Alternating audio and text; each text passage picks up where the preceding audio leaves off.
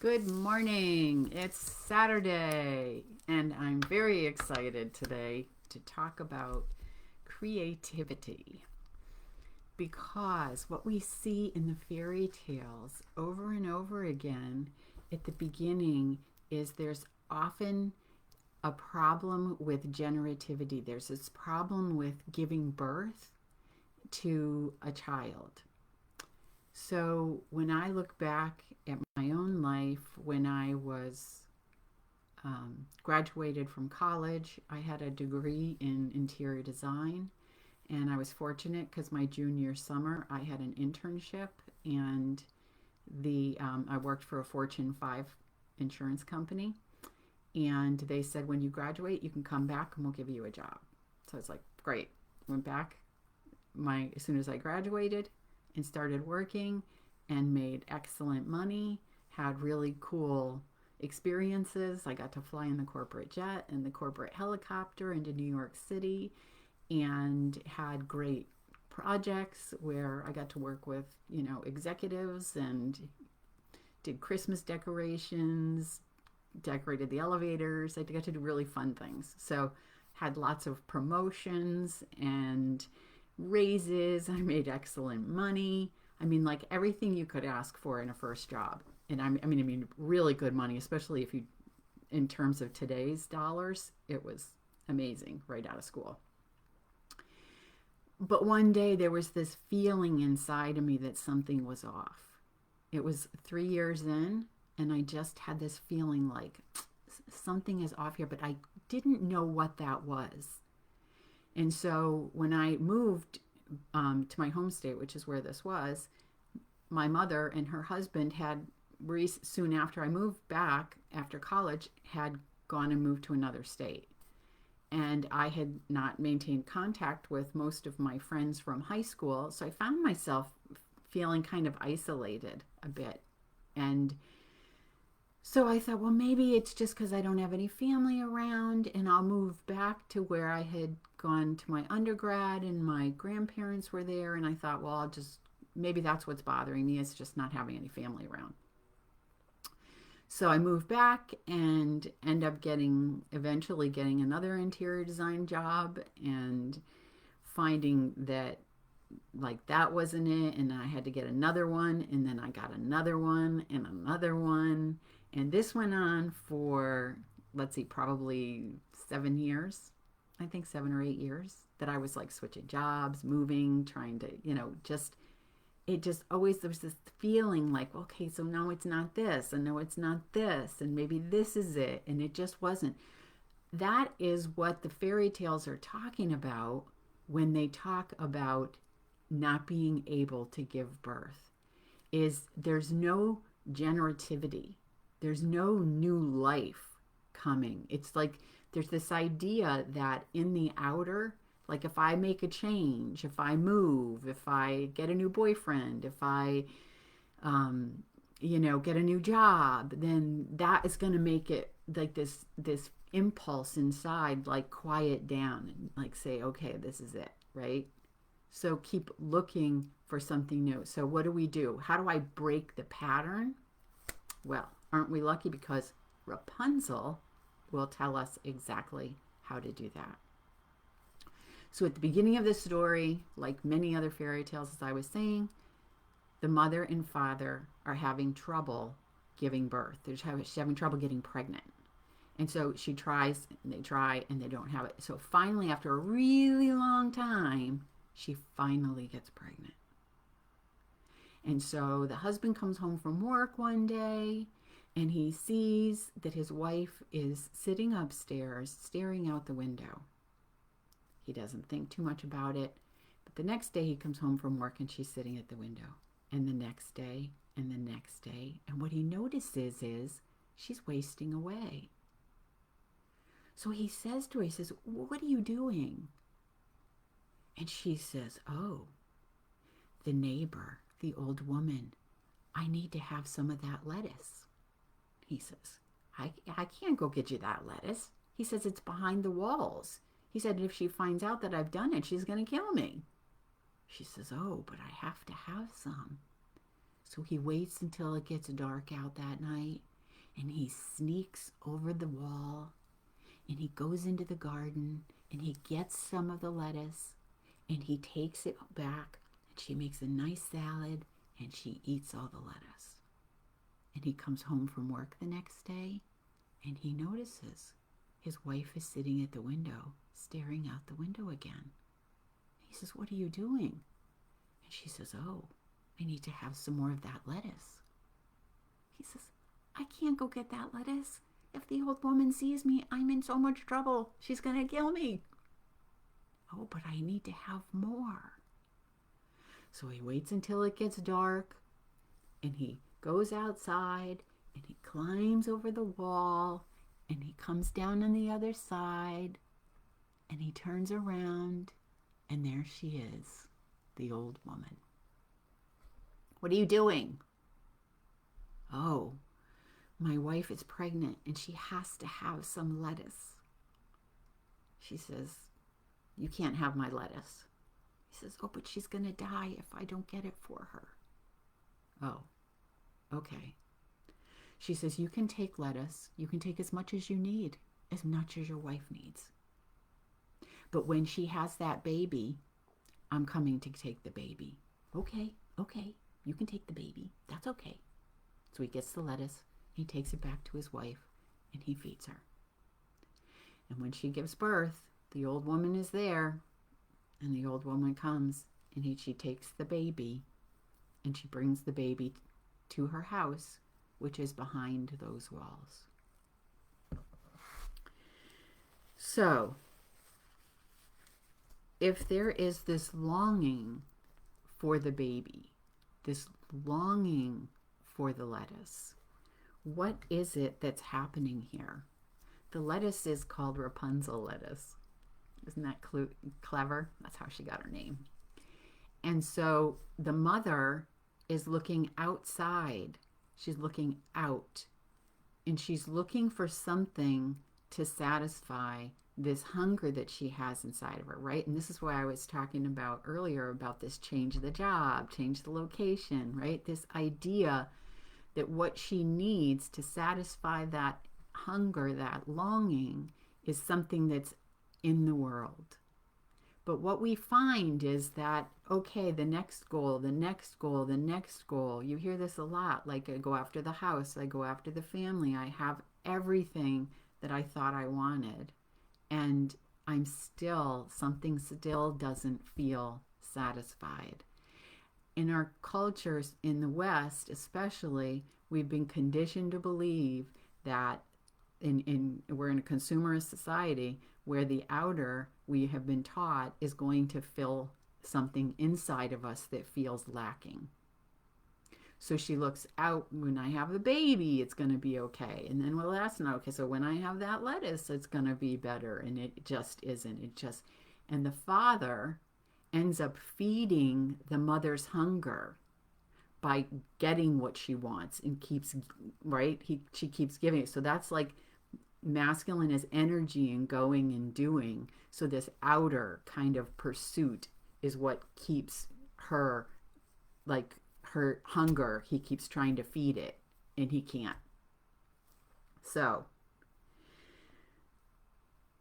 the father is feeding the masculine, or the appetite of the feminine that's not satisfying the hunger, and he is the one that sacrifices the new feminine, right? So this represents the old feminine in a one aspect of the old feminine, because we have the woman behind the walls that's an aspect of the old feminine too. And so that mother aspect, he's feeding her and then sacrifices the new feminine. She goes behind the walls into the unconscious, is what that means. When the witch takes, or the old woman takes her in, it's to be hidden, to be like, to go in. So Rapunzel represents the soul, and she represents the soul moving into the unconscious. And so that is the new life right there, right? So the old woman represents this energy of protection. So when the father goes over the boundaries you can see there's a lack of kind of understanding boundaries, and he violates that. And so the witch represents the protection. So we have this part of ourselves that can be angry as a way to push people away, that can be defensive, that can be act in certain ways that pushes people away when things don't feel safe. And that pushing away and the anger is because of that inner something that's being protected by that action. So it's helpful to not have judgment when we run into this in other people, and understand that that anger is trying to protect something that feels vulnerable, right? So Rapunzel is behind the walls, and when she turns 13, the witch or the old woman puts her into the tower in the deep forest. And what that represents is going in typically with symbols, and especially in a story, you can look at them in different ways. So like the old woman on the one hand represents the protection of what's sensitive and vulnerable, but she also, because she has the garden, she represents the part that's able to understand like the cycles of life, that understands how to grow, how to create new life, how to put the seeds in the ground and wait while they're gestating, and then to take care of a sprout, and to know how to nurture something in order to help it grow. Like she has that awareness. So that awareness exists in the psyche of the cycles of nature and how to create new life. But the mother doesn't have access to it in a sense. It's not her own. She doesn't have the ability, access in the sense of being able to do it on her own. She's looking to someone else's to try to feed her. So Rapunzel learns that from the old woman, and when she has learned that, then she moves deeper into the unconscious.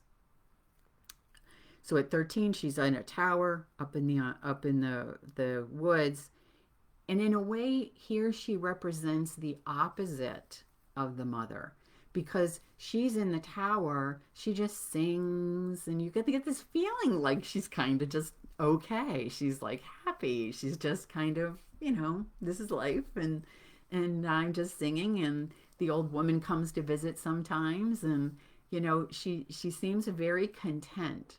That's the opposite of the mother, but you can see there's a parallel here, because the mother sits upstairs staring out the window, and Rapunzel is upstairs in the tower, again looking out the window. So you have that, but the different polarity here between this consumption, like never, never, never enough, and this like, okay, this is okay.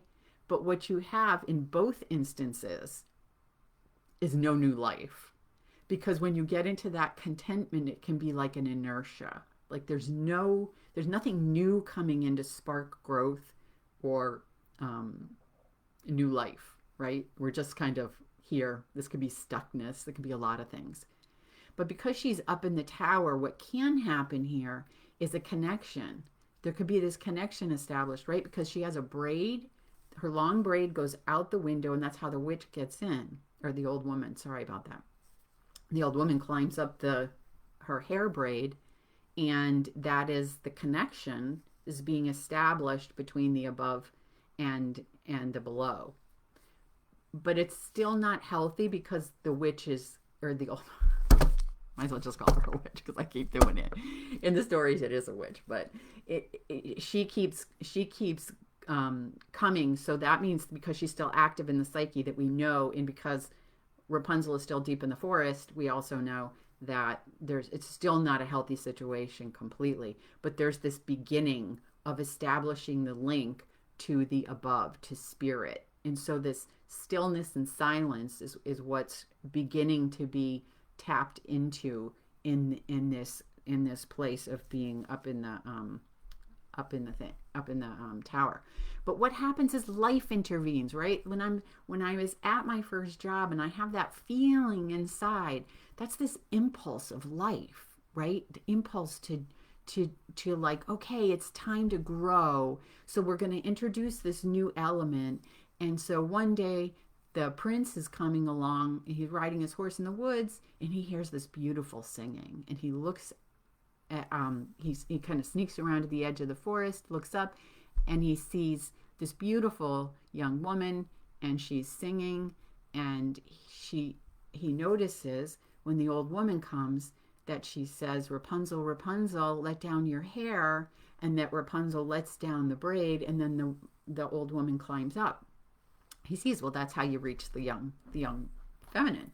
So he waits till the old woman leaves, and he goes down to the tower, and he says, Rapunzel, Rapunzel, let down your hair. And so she throws down the braid, thinking it's the old woman, and he climbs up, and she's like, because I mean, like, so we're assuming at this point she's never seen a guy, so, and never seen possibly anybody other than the old woman. We don't know. There's nobody else in the story. And so she's like afraid, and he calms her down, you know, nothing to worry about. And then he comes back and visits her again, and he comes back and he visits her again. And they begin to come up with this plot, this plan. How are we going to get you out of here? And so she comes up with this idea.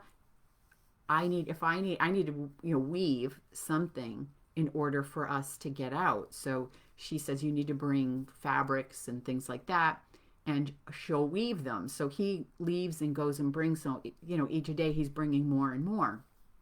So one day comes, and she hears, Rapunzel, Rapunzel, let down your hair. She throws the braid down, and the old woman climbs up, and as she's helping pull her up, she says, oh, Rapunzel says, oh, you're so much heavier than the prince. And the witch says, what? And she says, uh-oh. So that's like a Freudian slip. That is, again, life saying, this isn't the way. The way is not for the prince to keep bringing the fabric, and then you weave it, and then you two climb out, because that's running away. And that is looking again to this external, right? That the external is the answer. The external is, if I can just get out of here, that's the new life. And life says, no, not quite.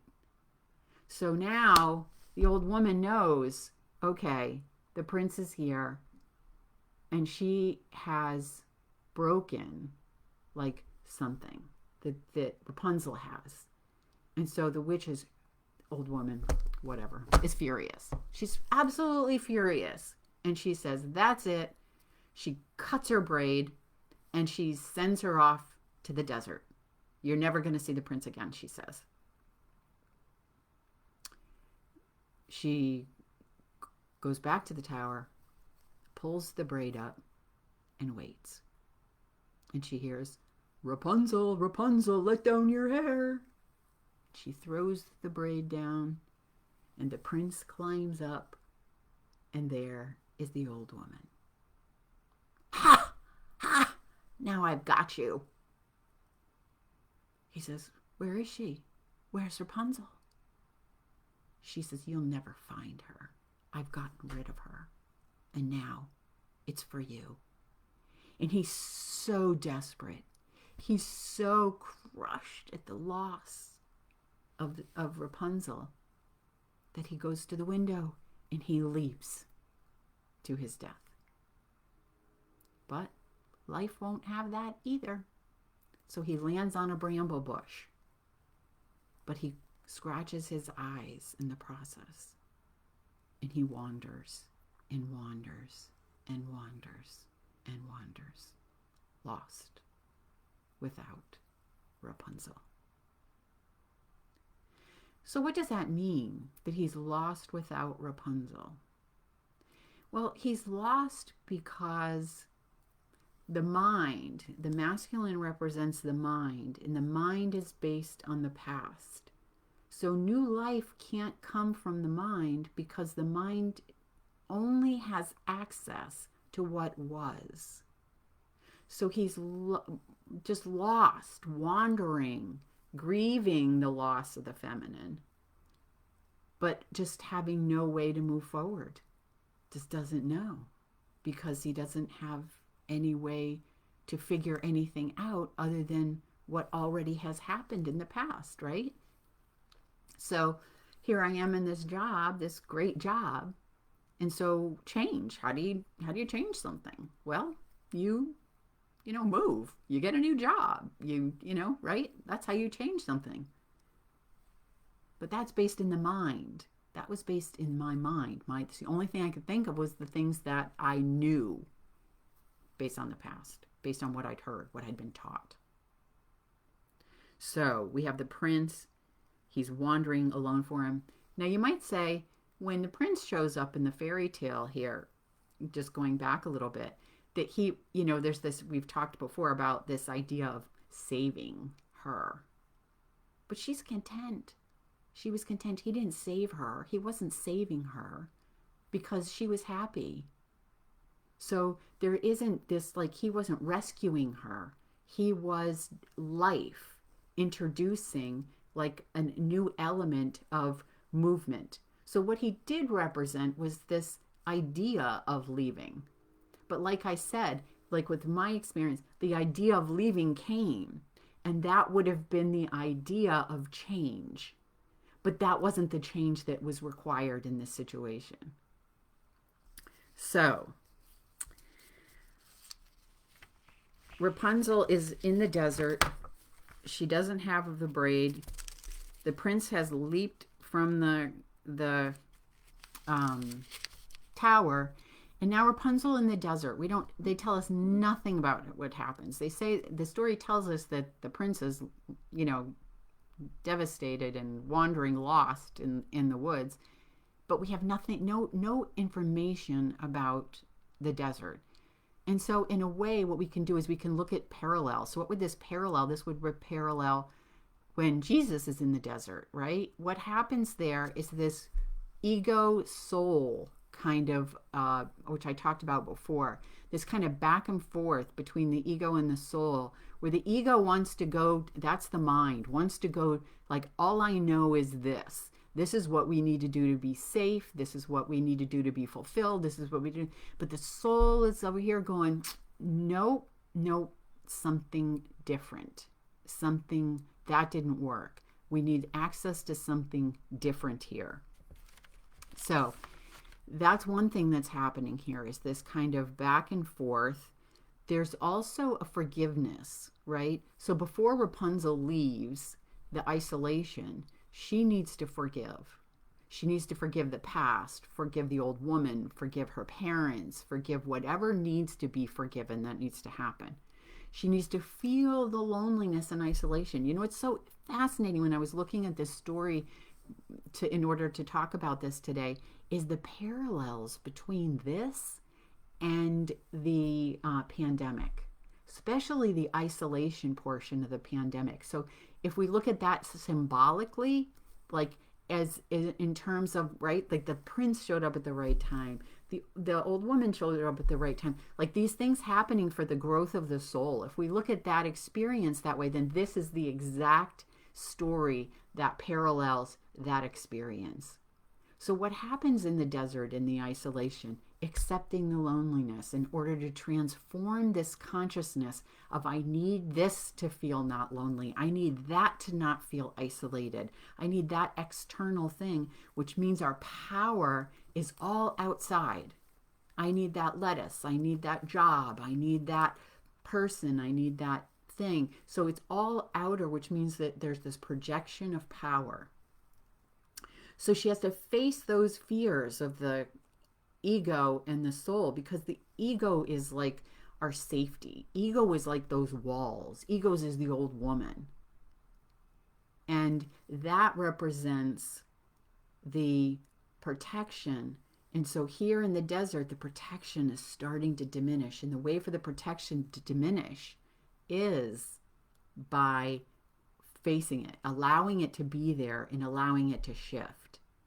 So this fear of isolation and loneliness means we grab onto others, so we're not lonely and isolated.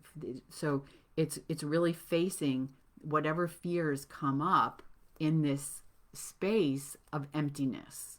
Like there may be, and you may find this in your own life, like that there comes these periods of emptiness where, and that is an opportunity. That's a huge opportunity to transform, because you could say like the old is gone, the new isn't here yet, and you're in this emptiness, in this space, and it's like an incubator and an opportunity to transform in that moment.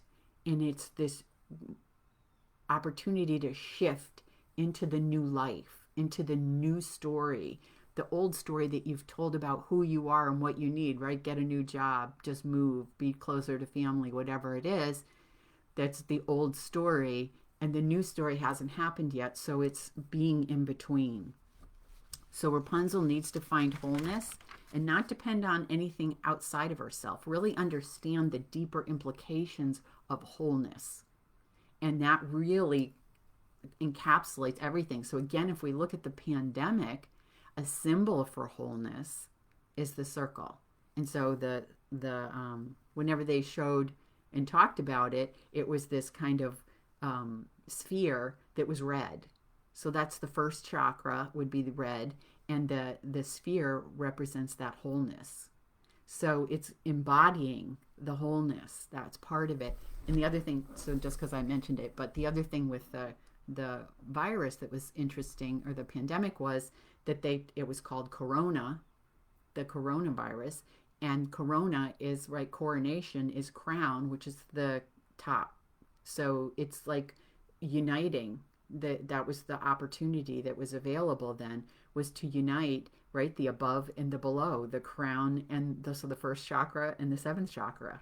So that was what the symbolism of that time and the opportunity that was presented to us. So Rapunzel's in the desert. She roots in stillness. She's rooting now that she's had that opportunity in the tower to connect to the stillness and feel it. Now she's on the ground, right? She was in the tower. Now she's on the ground in the desert, and she needs to come into that place in her own body. And the desert, again, is this place of emptiness, right? There's nothing there. There's no distractions. It's a focus on this inner, because there's nothing outside in this space. So she has to trust herself and ultimately trust life and trust what shows up and trust why it shows up.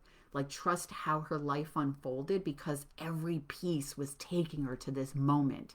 Every piece was to help her to come in to herself and find wholeness and find happiness in herself that's not dependent on the outer circumstances and situations. So while she's in the desert, she gives birth to twins. So there was something more going on in that tower than just a few pieces of fabric coming and going. Yeah.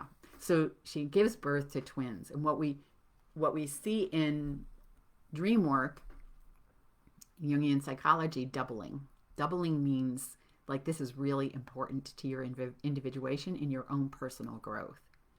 So she gives birth to something new. And not only something new, not just one something new, but two something news. And so that represents transformation.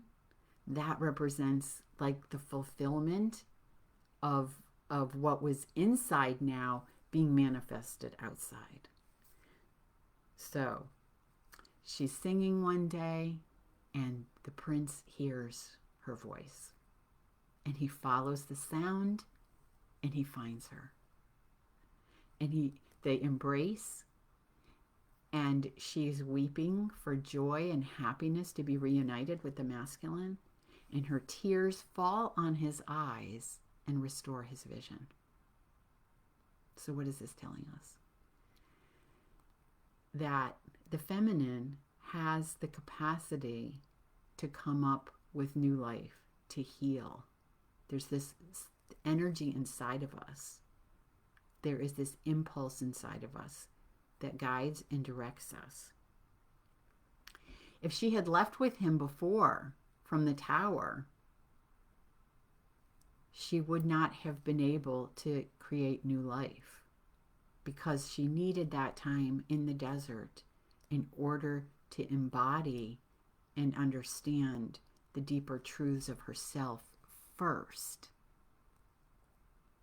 So any idea about the prince rescuing and saving?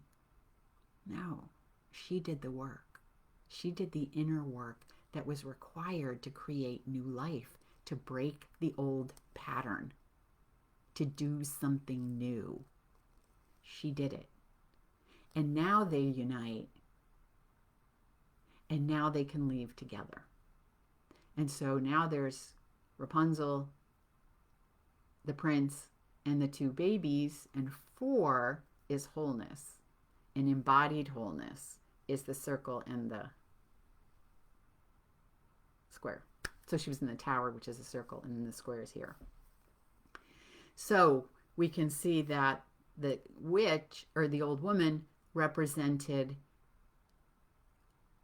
that defensiveness, right? And so that defensiveness has to be permeated within Rapunzel herself. She needs to get through that. And that had to be resolved before the prince could come back, because otherwise they would have been in a relationship, but that wall still would have been there. So it was important for her to do the inner work and do the deep dive down in order to trust, right? Because with the father and the mother, you saw that would be hard to trust, with the father going over the walls and taking what wasn't his. And so this was reestablishing trust.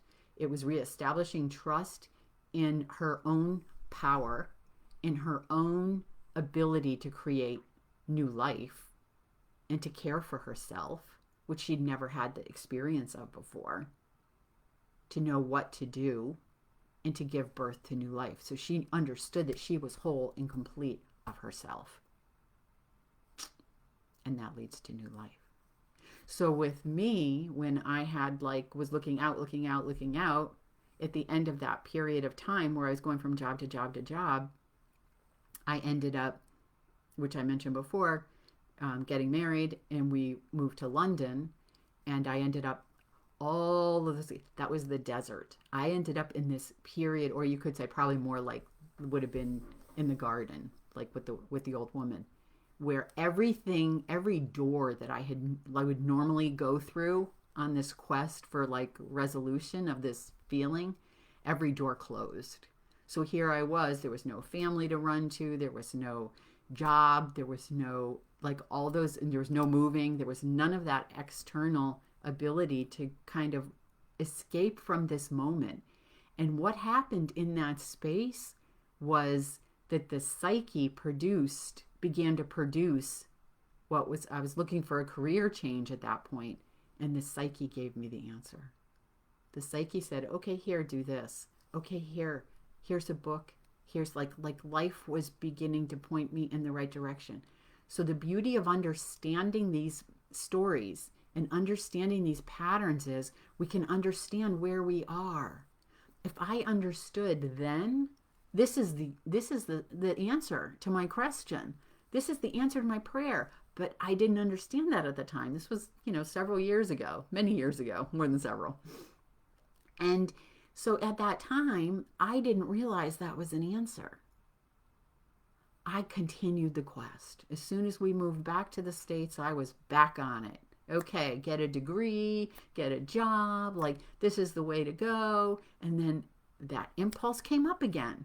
No, that's not it. And I was like, okay, well then what? But I couldn't, so it was trying to push me into something new. So it's coming from inside. That answer was coming from here. It was not coming from there. So understanding this could help you to see if there's this impulse inside. What is the impulse? What is the dream saying? What is the synchronicity saying? What is life? How is life answering your questions as to what's next, or what's the way to break this pattern, or what's the way to go forward? And then having the courage that's required, because what they're going to suggest isn't always what feels safe and what feels good. And oftentimes it's coming in order to resolve that fear. That's not safe. That's not okay. So that is the beautiful story of Rapunzel. One of my favorites. Another courageous feminine. Just amazing, really. And such a gift. I mean, like, look at that. Isn't that cool? Like that you get these stories that come and they seem like, okay, they're just kid stories. And then you dive into them and you're like, oh my God, this is telling me how to navigate through life. How to, like, live a better life. How to follow my heart. How to do what I love. How to be me. And that's enough. And you're whole and you can have what you want. So, thank you for listening. Happy holidays. I hope you have a lovely time. And have a happy Saturday. Thanks for joining me.